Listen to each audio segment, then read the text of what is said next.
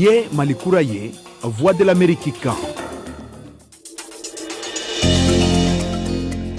Alamsa marskalo tile 21 samba fila ani 19 an ka foli be an lamɛnbaga bɛɛ lajɛlen ni watinin na. Ayiwa an ka bi kunnafoni olu kumabaw bɛna tali kɛ ninnu kan. Bamakɔ commune 4 kiri ɲɛmɔgɔ min tun ye honorable Karim Keita ani Umar Mariku wele bɔgɔ jeninen kan. A ko k'a y'a ka wele kan a dabila a y'a lasegin kɔ. An bɛna na walawalali kɛ aw ye kun jumɛn na a y'a lasegin kɔ. O mana bɔ yen nɔ jura dankarili kɔfɛ finitigiw furumuso olu ka jɛkulu min bɛ katikaw fɛ yen nɔ olu bɛ fɛ ka murutili bolo minɛ. Mun de y'o waleya? Lamina Lamisa Sangare lamɛn a kan. Mali kɛnyɛrɛye baara gɛlɛya min b'o olu kɔnɔna na denmisɛnnin sifinw bolo ani tungaladenw bolo an bɛna na an da don n'o fɛnɛ sɛgɛsɛgɛli la bi an bɛna na o fɛnɛ kunnafoni di aw ma. Kalansobaw lakɔlidenw fɛnɛ olu fɛnɛ bɛ wulikajɔ daminɛ ko awa ko u bɛ fɛ ko ka to ekɔli la u kalo 6 filɛ nin k'u ma se ko ka kalan sɔrɔ ka kɛ u y'u kumakanw nabɔ. Ninnu de bɛna na fara kunnafoni misɛnnin wɛrɛw kan ka walawala aw ye bi jɛmukan kɔnɔna na ne Kɛyatu Tarawele fɛ nka sani da ka don a la an ka ɲanzan lamɛn an ka segin ka na kɛnɛ kan ɲanzan.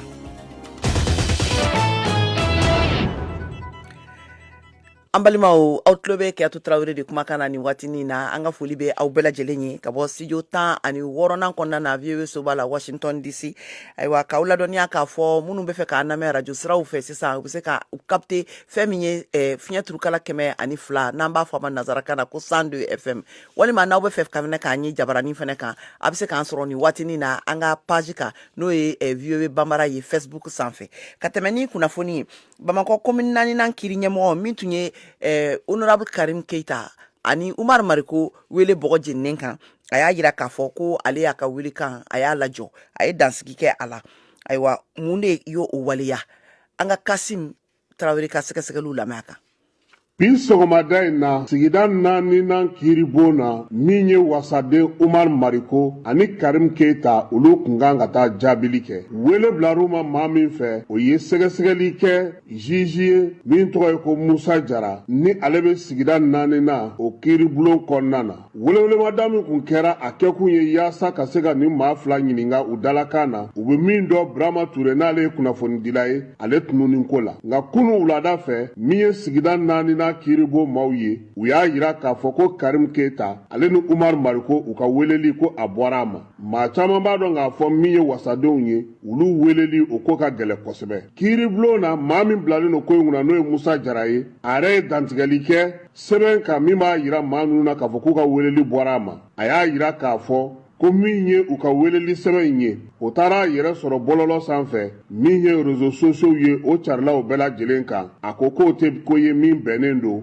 ale ka sɛgɛsɛgɛli hukumu kɔnɔna na a kan ka kɛ gindo ani hakɛ dɔw kɔnɔna na o bɛ sɔsɔ ni a yɛrɛ bɔlɔlɔ sanfɛ. A ye kuma filanan min fɔ ka da o kan o ye k'a fɔ ko maa fila minnu filɛ nin n'ale kan ka u lamɛn u fila bɛɛ ye wasaden ye wa wasadenw olu weleli o bɛ tali kɛ sɛbɛn mun na o fana jɛngɛnna a ko in na. Musa Jara ka bataki in bɔlen min ye Karim Keita ale ka lafasabaw ye dɔ dira olu ma a la min ye Dr Umar Mariko ye wele bilara ale ma a bɛ se ka na taa nɔfɛ cogo min sigida 4nan kiiribulon na. O de la bi sɔgɔma min ye sigida 4nan ale kiiriso la nin wasaden fila ninnu ma ye kɛnɛ kan wa a yirala fana k'a fɔ ko min ye sɛgɛsɛgɛli ninnu ye nin tɛna kɛ a banni ye nka fɛɛrɛ ni dabaliw de bɛna tigɛ yaasa min ye maa ninnu ye u bɛ se ka lamɛn cogo min i n'a fɔ sécurité d'État ja ye ni ale tɔgɔ fɔra ko in na ale lamɛnna cogo min na. Wa min ye nin waleya in ye a bɛɛ lajɛlen ju bɔra maa min yɔrɔ o ye Burama Ture ale yɛrɛ kun ye muso min maa minɛ n'o ye Awa Jalo ye marisi kalo tile 8 tɛmɛnen ale de ye laɲini kɛ k'a yira k'a fɔ ko fo kiiri o ka sigi sen kan maa ka nɔ minɛ maa min sabuyalen don bi k'a kɛ ni Burama Ture n'a tununnen don ni kibaruya foyi tɛ ka sɔrɔ a kan min ye sigida 4nan kiiribulon maaw ye u y'a yira k'a fɔ k'u bɛ ko in kan sabula kabini min ye Burama maminɛmuso in yan'ale ka laɲini cɛ u tun bɛ a baara kan nka nin bɛna n'a ko lateliya yaasa bɛɛ lajɛlen bɛ se ka lamɛn cogo min na hali maa minnu bɛ yen n'olu da bɛ kuma in na n'u sigilen don jamana kɔ kan welewelemada bɛna na kɛ u bɛɛ ma yaasa kiiribulon in a k'u bɛɛ lajɛlen lamɛn ko in tiɲɛ a ka se ka dɔn. Kasim Tarawele VOA Bambara ale tɔgɔla Bamako.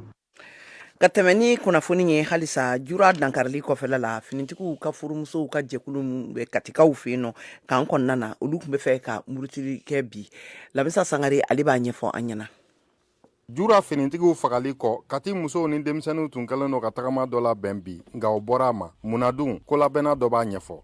bi bɔ a ma an ye bita ɲɔngiri fɔlɔ nka a ma bɔ a ma dɛ bita kɔni ɲɔngiri la nka bilala don wɛrɛ la o don nata n'o sera o bɛ da jama tulo kan parce que an y'a kɛ ka da kun jumɛn kan an y'a jate minɛ k'a fɔ maajuguw bɛ fɛ ka don ko in senkɔrɔ ka ko in ta ka kɛ ko wɛrɛ min t'anw yɛrɛ ka laɲini taka min dɔ tɛ ka taka min dɔ fa an ka laɲini ye taka min bɛ jamana kɔnɔ bi ala k'a fa o fali sababu bɔ fɛn o fɛn la ala ka na n'o sababu ye nka n'a fɔra an bɛ wuli k'o wulikajɔ kɛ ko maajugu bɛ wuli ka tila ka don an senkɔrɔ ka tila ka na tiɲɛni wɛrɛ kɛ wa o ma kɛ an fɛ la ko ye an ka don nata taw o bɛ se ka sira sɔrɔ cogo min a ka kɛ ko barikama y'an bolo an ka laɲiniw bɛ se ka sabati o ma bali k'u kantigɛda fɔ faamaw ye an bɛ se ka min fɔ faamaw ye kɛlɛ tun bɛ an ka dugu kɔrɔ yan fan fɛ nka kɛlɛ bɛ ka tori ka na so cogo min ka na fɔ dugu camancɛla la o t'an fɛ la ko ye faamaw ka wuli k'u ka cɛsiri kɛ k'u jɔ u jɔyɔrɔ la u k'a miiri k'a fɔ ko maaw de b'u kɔ yan an ka danaya de b'u kan mɛ danaya n'u tɛ se ka minɛn fa ayiwa u k'a to maa bolo maa min bɛ se ka minɛn fa ala ɲuman ye kelen nka maa ɲuman ka ca dɛ mɔgɔ fununnenw n'a sɔrɔsikɔrɔ dɔw b'a la an ka nin ancien lamɛn jamana kan ka ɲininkali kɛ fɔlɔ kɔnpanyi a labɛnn'u fɛ cogo di parce que kɔnpanyi bɛ danganiya dɔ de kɔnɔ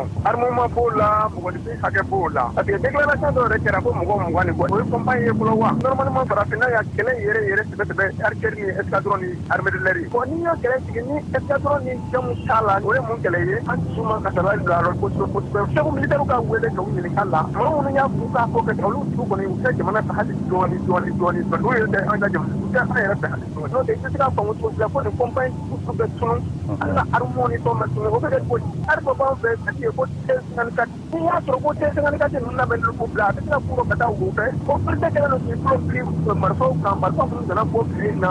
mobilisation de don n'an taara a banna olu ka sira tɛ jamanadenw n'u ka sira tɛ foyi la o hakili b'u ka place dɔrɔn de la. ale ka fɔ la ko jalatigibaw kan k'u yɛrɛ ɲɛfɔ bi. parce que a kɔrɔma tɛ mun ye politigimɔgɔw mana na o bɛɛ dɔ de kɔni la k'o caman hakili sira bon n'o kɛra sisan olu b'olu sɔrɔdiya yɛrɛ kɔnɔ pewu président mago tɛ ne sisoli ko mɔgɔw yɛrɛ k'u ɲininka ko dɛgɛri bɛ jɔ mɔgɔ joli ni mɔgɔ joli bolo ni tubabuw bɛ population kɛ ka d'u ma ni mɔgɔ min dalama ye k'a ye ko dɛgɛri yira jamanadenw na bi ko dɛgɛri tɛ mɔgɔ mɔgɔ i bɛ se ka kɛlɛ dilan wari tɛ k'i halaki i bɛ se ka kɛlɛ dilan yɛrɛ la politique ko tɛ hali n'u ye ko bɛɛ lajɛlen kɛ u ka nin kelen ɲɛ bɔ o de kɛra nin n'u ka sirili da la gwɛ n'u tɛ se k'a kɛ fana maa minnu bɛ se ka fɔ k'olu wele parce que u ye ko in kɛ yɔrɔ min na a tɛ se ka fɔ kojugu parce que cariw bɛ yen ka kɛlɛ kɛ o cariw bɛ ka kɛlɛ kɛ wa fɛn dɔ fana bɛ nin an fɛ parce que an karamɔgɔ bolo olu yɛrɛ tɛ nin et puis an n'u marifafɔw bɛ don u ma utiliser mali kɔnɔ yan o kɛlen don k'o datugu jamanadenw yɛrɛ t'a dɔn ko nin bɛ cɛnnu jamanadenw t'a dɔn k'a fɔ kɛlɛkɛmasa la ko bituma kɛlɛkɛmasa t'an bolo dɛ a bɛ ta u mana boli a bɛ boli kɛlɛ n'u fɛ n'o t'a fɔ o tɛ boli wa denmisɛnninw ale ko n'a tora tan don dɔ k'a bɛ gɛlɛya kosɛbɛ maliden bolo. a ka ca ni kalo 6 ye bi kalansobaw lakɔlidenw olu ma se ka kalan kɛ ka sabu kɛ karamɔgɔw olu ka baarabilancariw cayalen ka tugu ɲɔgɔn kɔ o kama ayiwa a kalandenw nu olu ye wulikajɔ kɛ bi sɔgɔmada in na u y'u kunda u ka ɲɛmɔgɔyaso kan ka taa sigi yen nɔ k'u kannabɔ an ka Kasim Tarawele ale ka sɛgɛsɛgɛliw lamɛn a kan. sanayɛlɛ kalanso min bɛ yen ni ale ɲɛsinnen don kalaninjɛ yɛrɛ kɛli ma nanzarakan na ani adamadenya o hakɛw dafali olu y'a yira k'a fɔ ko nin y'olu kalo 6 ye kalan tɛ ka kɛ u fɛ yen wa min ye kalanfori waati o kɛlen kɔfɛ ɲɔgɔndan minnu kɛra o la o sɛbɛnw bɛɛ lajɛlen bɛ u ka kalanfaw bolo olu sen tɛ ka ye kuma tɛ k'a fɔ ko u ka sɛbɛn ninnu u b'o d'u ma olu ka se ka ɲɛtaa sɔrɔ o de la kunu u farala ɲɔgɔn kan sanayɛlɛ kalanso min bɛ yen ale yɛrɛ tora ka taa u dama kasi. anw bɛ yan k'an nisɔngoya yira administration ye ka yira recteur ye ka yira Mali ministre de l'éducation ye mɔgɔ minnu bilalen don kalanko ɲɛ o ka hakili to anw na parce que nin ye kalo 6 ye n'an fɔra ko faculté kelen kuturu ti ka kalan kɛ o ti ka foyi kɛ hali u ti ka wuli ka bɔ u sigiyɔrɔ la a ma diya ye an bɛ na an ka kɛlɛ kɛ an yɛrɛ n'u ti hakili to anw na an b'a fɛ ka yira u ka bɔ kalama ko an nisɔngoyalen don. an bɛ fɛ u ka notu d'an ma an bɛ fɛ chef ka dɔn ko an fana ye dɔ kɛ so ten tɔ an mago b'an ka notu la an bɛ fɛ ka kalan kɛ pour que an bɛ se ka taga bɔ faculté na cogo min na ka taa ko wɛrɛ ɲɛɲini quoi parce que an tɛ fɛ ka to yan nɔ pour toujours quoi donc an bɛ fɛ ka kalan de kɛ pour que an bɛ se ka bɔ yan cogo min ka taa baara kow ɲɛɲini quoi. kalanden ninnu ye nin waleya in bɛɛ lajɛlen kɛ kalandenw olu ka lafasalitɔn bolofara min bɛ u yɛrɛ fɛ yen n'olu ka yamaruya ye sabula AEM ale de ye welewelemada kɛ kunu yaasa dusumakasa baara in a bɛ se ka kɛ cogo min na Mohamed Kone ale ye u ka AEM tɔn ɲɛmaa dɔ ye. dɔwɛrɛ t'an bɛ fɛ ka nisɔngoya jira ka sababu kɛ an ka notu tali otage la o de la an bɛ yan sɔgɔmada in na cɛ a bɛ wagati kalo 6 ɲɔgɔnna bɔ depuis novembre kalo k'i tan fila résultat ninnu kan ka bila fo bi a ma se ka bila k'a sababuya kɛ maître ko ma sara donc o situation bila ka résultat ta otage la jusqu'à présent an b'a la ka ko sugu bɛɛ kɛ pour que résultat ninnu ka se ka bila mais a ma se ka bila a kɛra sababuya an ka kalanko bɛɛ jɔlen don bon weleda min bɛ ne bolo ka lase jamana ɲɛmɔgɔw ma o de k'u attention attirer c'est-à-dire par rapport à ce qui se passe dans notre faculté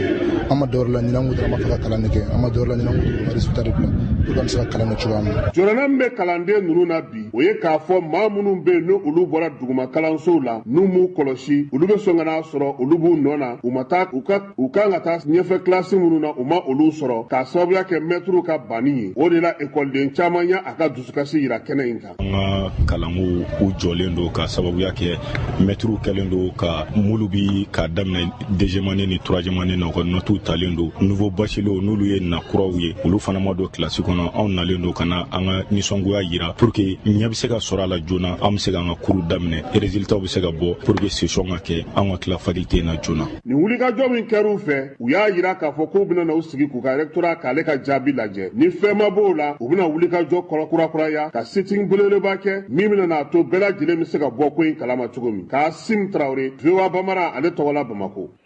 nin tɛmɛnen kɔ ka kɛɲɛ ni kɛnyɛrɛye baara o gɛlɛyaw ye sifinw bolo ani tungarankew olu fana fɛ ayiwa an ye ɲiningali tɛngunen kɛ a cɛkɛda a jɛkuluba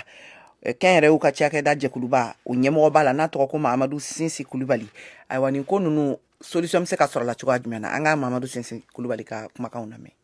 Faut que administration k'u ka hakili sɔrɔ fɛn o fɛn ye san 55 san 60 sɔrɔ i ka taa so i ka yɔrɔ di denmisɛnninw anw minnu ye tɛmɛna san 60 kan an ka baara ka gɛlɛn parce que administration fana u bɛ compétition na u ni ɲɔgɔn cɛ an ni ivoiriens bɛ compétition na an ni sénégalais bɛ compétition na hali an ni faransiikaw fana bɛ compétition na pour que waritigiw ka na investissement k'an ka jamana kɔnɔ. Mais ni inana ni gouvernement mi minakanya kayere mi be enya bolula olu be triga mina be nyaga mina ni entreprise créée et ka investissement à sécuriser l'inter ou bisa kana à tout moment qui ka compte ni ka fait un be saisi ka boko a ni julubila ni ma fantika o wari libéré ni fin tamadoni o de ba ke jamana ntise ka yiruwa pour ga ka yiruwa il faut que en société civile, population, kayreyo, demsenu, ou kawulika tienfo, administration boy. Et jamana bizega ke koka dese, il faut que mo kawuli de ka tienfo administration bla place là. On ga barakela ou de oui parce que aga impôt de bege ko ça. Ani impôt de cela, ni gouvernement tara juluta étranger la kana. O julu na besra, anga impôt de bege kasa. Donc où y aurait dans ça k'a fɔ ko administration publique bi o nɛgɛ tɛ mɔgɔ si la ni minnu bɛ se ka démissionner o ka démissionner ni minnu t'a fɛ ka démissionner o ka baara ɲuman kɛ e y'anw ka baarakɛden de ye loi y'a fɔ cogo min i b'a k'o cogo n'i m'a k'o cogo i ka taa ka bɔ yen n'i ma taa an yɛrɛ bɛ taa i labɔ yen. minnu filɛ nin n'u ye tungaladenw ye a ka di caman ye bi ka segin ka na ni nafolo nin ye yan ka na labaara jamana kɔnɔna na nka sɛbɛn sɔrɔli ani ka sira labila u ye o bɛɛ bɛ gɛlɛya don u ka kow la mun ni mun de bolodalen don aw bolo sisan yaasa ka se ka nin koɲɛ nin wuli k'a bɔ yen nɔ. bi mɔgɔ mɔgɔ n'i ye tungaranke ye i bɛ États-Unis o i bɛ France o i bɛ Israël o na i k'i adressé patronat la a ka ca Ala fɛ a bɛ ɲɛnabɔ mɔgɔ si tɛ se k'u bali tuguni k'u b'u ka entreprise créer an bɛ délai de d'u ma entreprise créer a kana tɛmɛ dɔgɔkun kelen kan a fɔ tungaranke bɛɛ ka na n'u nana an bɛ cogoya bɛɛ kɛ pour que u ka se ka investissement kɛ jamana nin an bɛɛ de ta don jamana nin an bɛɛ de b'a jɔ mɔgɔ tɛ n'a jɔ an place la dɛ Banque mondiale ni y'a san jeli a b'an ka jamana kɔnɔ FMI ni y'a san jeli jamana wɛrɛ minnu b'an dɛmɛ depuis indépendance u tɛ yan wa u sera ka mun kɛ donc il faut que denmisɛnninw ka wuli de k'u bolo di ɲɔgɔn ma an bɛ se k'u bilasira cogo min an b'u bilasira o cogo an b'a fɔ mɔgɔ ka jigin ka taa dugu kɔnɔ ka taa kɛlɛ kɛ ka grève kɛ ka fɛn t'anw ka fɛn an b'a fɛ ka baara de kɛ.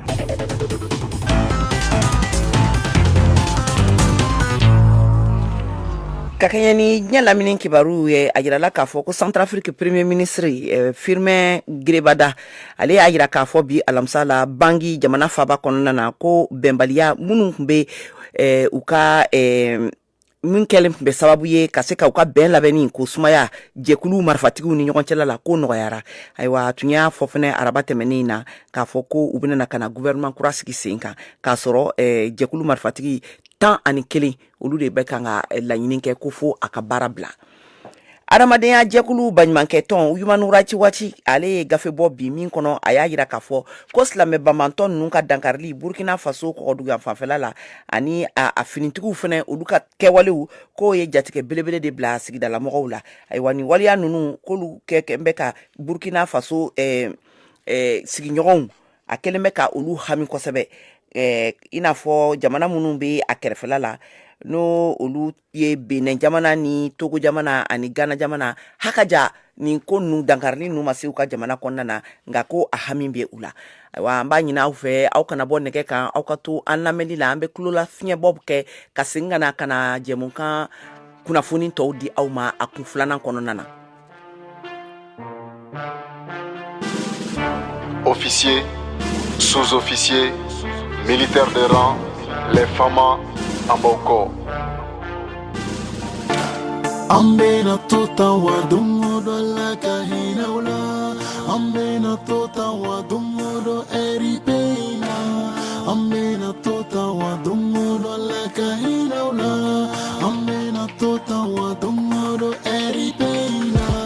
Anga soldau ye Anga gardinu ye Anga polisu ye Anga gendarmu ye Anga soldau ye Anga gardiu ye Anga polisu ye Anga gendarmu ye Yatimeo bekachaya Firiato bekachaya Falato bekachaya Anga chefaru bekabamba Yatimeo bekachaya Lujurato bekachaya Jigitige bekachaya Kerbirize bekachaya Anga sigi kamerite Anga sigi kameri ninko inate Anga sigi kamerite Malideu beri kanka wili kijo Mune beka ke norla Mune beka ke norla Oh Johnny be ni back off Johnny be ni back off Oh Johnny beka sa norla Johnny beka sa norla Oh Malien ubeka ke jonkama Ubeka ke jonkama Oh Aonedo Anka kanka muneke Anka kanka muneke Wala sakude me Beki ere hininga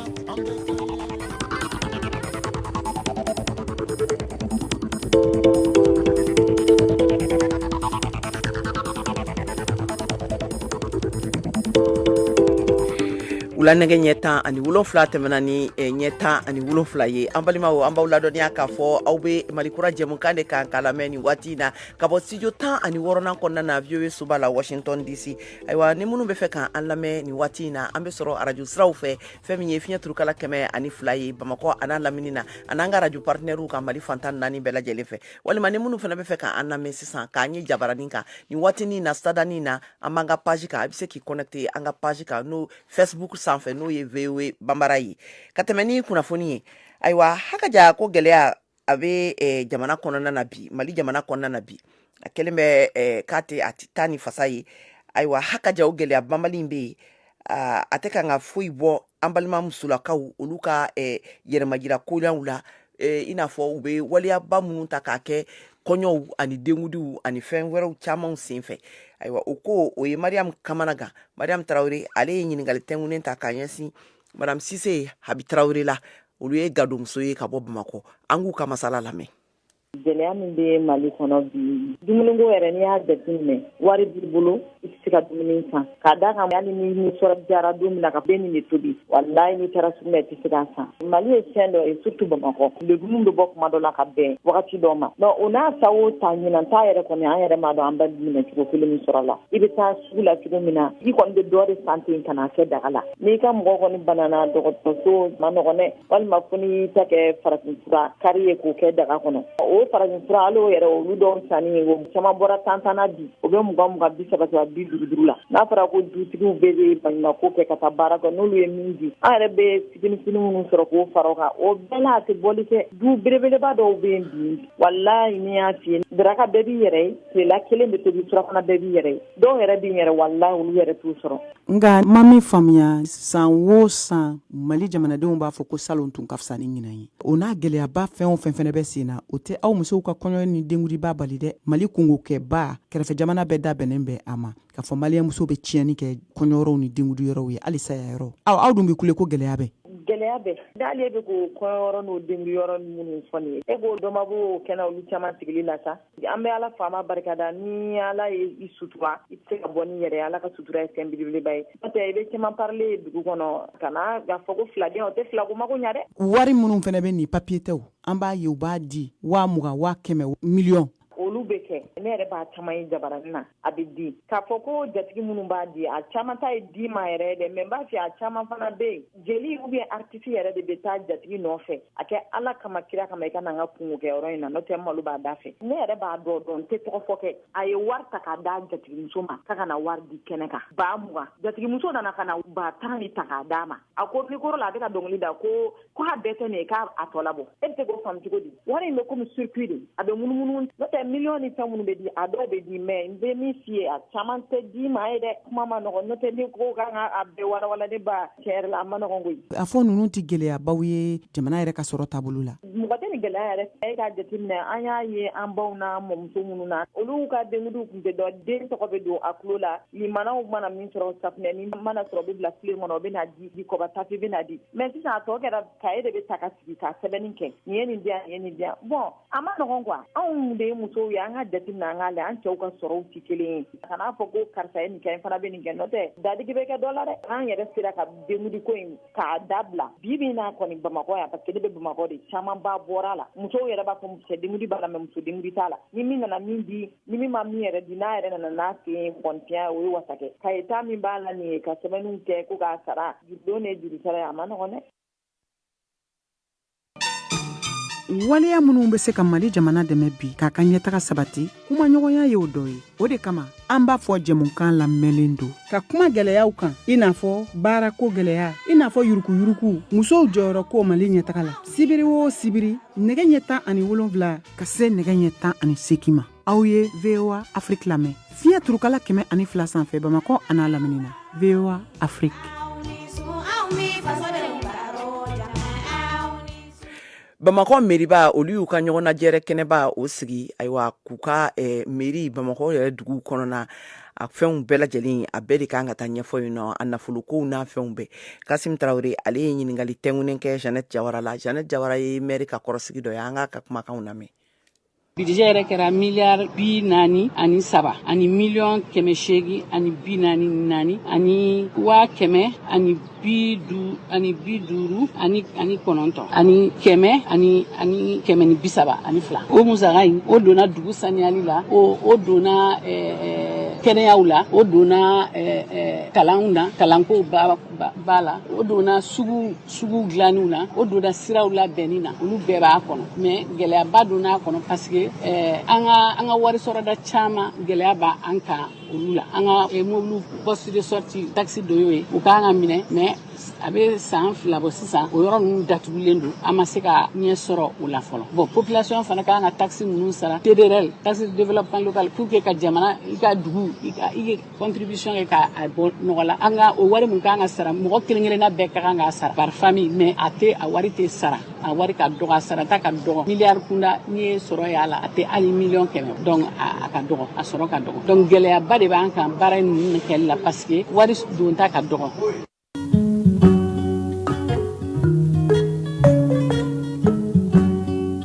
Marakaw ne ko k'a ka don bulon kɔnɔ k'aw sigi ne bɛ bulon ɲɛfɛ ne bɛ k'aw lajɛ rétroviseur la doni b'aw kunna ko mɔ aw bɛ fɛ ka dɔ bɔ doni giriya la Marakaw Lamakale ne sorobale mankan don tuguni dɔ fara radio mankan ka fara finafɔli waati Lamakale i jɔ ta tuguni nin ye Modibo mankan ye awɔ VOA Modibo fara finafɔli waati Rabat 13h 14h u bɛ tila ka sigi a kan Tibiri Kari ani Tɛnɛ ayi nin kana fɔ mɔgɔ si kɔ Lamakale bɛ se ka bulon n'o wala sisan ne bɛ taa n kɔnɔ a y'o kelen dɔrɔn fo pas 0.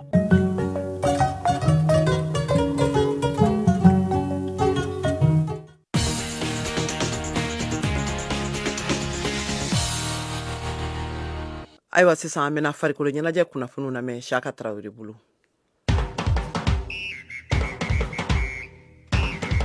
Mali yale ni Sudan du Sud ka ɲɔgɔn dan sinikɛnɛ sibiri don mars kalo tile 23 nɛgɛ 19 dana mana gosi stade du 26 mars la Bamako. A ɲɔgɔn dan bɛ don CAN cɛ kɔrɔbalenw ta o éliminatoire tile 6nan na laban hukumu kɔnɔ. Mali dege karamɔgɔ Mohamed Magasubaya jigi da sɛnɛntolantana minnu kan jamana kɔ kan ni jamana kɔnɔ olu bɛ degeli baaraw la kabala. Boubacar Kiki Kouyaté ale bɛ ntolantan Faransi 3 la. Kofema do nanko défenseur bolontan gelen do an na blanc kuna o bolontan normal do ka blanc kuna kan qualifier an be ban na kundo ni jamana ga wole blayima ki kana c'est que iba ka bara nyuma neke am jamana dan colonial sona pour ga se ga match gagner qualification a soro nete groupe la mais mbe groupe ka fin be su Mali bolontan an be be nyondo an fin be Europe an be be nyongo kalam am kuma be me équipe nationale groupe kono o sera ka fanga di équipe ma ka se ga ka fara CAN éliminatoire tile laban ɲɔgɔn dan kan Sénégal ale ni Mali bɛ ɲɔgɔn sɔrɔ badenya sira ntolantana tarata nata mars kalo tile 26 Sénégalkaw fɛ yen. Boubacar Kiki Kouyaté ale bɛ ntolantan 3 la Faransi. Sénégal ta an tɛ taa gagner kama an bɛ taa de ka équipe sigi sen kan an bɛ se ka fɛn ba kɛ CAN na an bɛ to ballon ta Sénégal contre la a bɛ kɛ ballontan gɛlɛn parce que wolofaw u kɛlen n'u ka ballontan in kɔnɔ. Boubacar Kiki da sera a ka club ma n'o ye 3 ye. A y'a yira ko basi tɛ ale la ye. Depuis ngara bolondana ye ma do a ɲɔgɔn groupe la quoi ma fɔ équipe nationale mais club ma do a ɲɔgɔn groupe la 3 kɛra groupe ɲuman ni a ye n adaptation nɔgɔya quoi jeru kɛra an fɛ u bɛ to ka kuma dumanw fɔ ɲɛna u bɛ encourager Kiki baara kɛ ni Ala sɔnna an bɛna ko duman caman kɛ ɲɔgɔn fɛ u sera ka chance sɔrɔ ka jouer a chance ɲa 16 ka se bi ma. Mali sɛnɛntolantana wɛrɛ b'an bolo kɔrɔ Musa Djenempo ale ye ɲɛfɛma ye attaquant Standard de Liège sɛnɛntolantana do Mali ale ni Sudan du Sud ka ɲɔgɔn dan kan ni mɔgɔ ye danaya da i kan an bɛ fɛ a ka ɲɛ an bolo pour faire plaisir au peuple malien an yɛrɛ fɛ on a des familles ici n'olu contana dɔrɔn o y'an ka fierté donc voilà état d'esprit ka ɲi on se motive pour aller tous ensemble à fond n b'a dɔn ko ballontan ka di malien donc ka bɔ ka na u ka n'an soutenir on fait la victoire d'Ouma à la fin donc pour finir l'éliminatoire en beauté Benison Dialé Gatassou quand on est motivé quand on prépare mentalement pour la Coupe d'Afrique. Moussa Djenempo Magnine Sénégal ale ni Mali ka badenya sɛnɛntolantan kɔ hakilina ɲuman do ka match in temps pour que an kan ka améliorer an kan ka mun régler an b'olu dernier réglage kɛ envie de nous préparer pour la Coupe d'Afrique. C'est vrai Sénégal équipe ba do mais pour que i ka se ka koba kɛ i bɛ équipe ba de ci on va se donner à fond pour match in préparer comme c'est Moussa Djenempo y'a ka kibaruyaw di an ma a ka club kan n'o ye Standard de Liège ye. Standard relation kan parce que avant-hier an bɛ match la n yɛrɛ ye doublé o la bon an bɛna play-off préparer donc je peux dire ça va. Falaye Sako Kofema do défenseur a bɛ sɛnɛntolantan kɛ Guimarães la a ka fɔ la Mali sɛnɛntolantanaw bɛnnen no ka ɲɔgɔn dan ninnu 2 makɔnɔ. An fɛrɛ esprit de groupe de i mana mɛn ko équipe esprit de groupe ɲɛnama de bɛ yen ni équipe min ye min bɛ ka a b'a sen ka ka ɲi a bɛ ka jouer a bɛ ka matchw kɛ ka ɲɛ a bɛ ka gagner donc i b'a sɔrɔ groupe de ka ɲi yan si tɛ an fisa ɲɔgɔn ma an bɛɛ bɛ ɲɔgɔn minɛ kelen na pour ka se ka ɲɔgɔn lamɛn cogo min ka se ka baara kɛ terrain kɔnɔ cogo min. VOA Bambara tɔgɔ la Bamakɔ Siyaka Traoré ka laseli do. Layidu ka timɛ sariya kana sɔsɔ maa si fɛ o de bɛ sira jɛya fantanw ko tiɲɛ ka fɔ faamaw ko tiɲɛ ka fɔ kuma duman bɛ tulo damu ka hakili nata nka n'a ma layidu tigiya a bɛ dusu fujunu kɛ ɲɛna de bɛ dusu ɲagali ka ni lahinɛ jigi kɔnɔ tiɲɛ lakanabaa mana senkɔrɔ se ka ban fanga ka tiɲɛ bɛ kɛnɛ minɛ tiɲɛ ka fanga bɛ lanɔgɔ tigiba ka bɔnɛ o de bɛ ko sa tigi ma miiri ni taasi fɛgɛyali o ju ye hakili ka kɔngɔ n'a ka minɔgɔ ye bawo ko hɔrɔnkɛ cɛ 9 bɛ fan jɛkɔni kelen sogo la fo k'a tɔ to n'i ye se kelen ye munitulu ma dunko juguya sen b'o la o de bɛ dugutigi dɛsɛ mara la ka jamana ka ayiwa an balimaw ni bɛna na dansigi kɛ an ka bi jɛmukan na ka foli ni tanuni lase an lajɛbaga bɛɛ lajɛlen ma kɛrɛnkɛrɛnnenya la Musa Kulubali a y'a yira k'a fɔ k'ale bɛ Liberiya jamana kan a b'a la ka an lajɛ nin waatinin na o ka d'an ye kosɛbɛ sabula ayiwa o y'an ka kunnawoloko de ye Sadio Siribe Ture ale bɛ New York an ka foli bɛ aw ye aw bɛɛ lajɛlen minnu tɔgɔ fɔra minnu tɔgɔ ma fɔ jɛmukan labɛnna Cheikh Ciro fɛ jɛmukan diraw ma Mariam Traoré Mohamed Ture Modibo Dambele ani ne yɛrɛ Kiyatu Traoré fɛ sini n'Ala n'Ala kira sɔnna ma a bɛ Mariam Traoré sɔrɔ Malikura kɛnɛ kan ni tun ye Kiyatu Traoré kumakan ye Malikura kɛnɛ kan Ala ka sini yira ne na aw bɛɛ lajɛlen na Masina be kasila Koro be kasila Nyono kolongo mau be kasila Waduku to de joro bena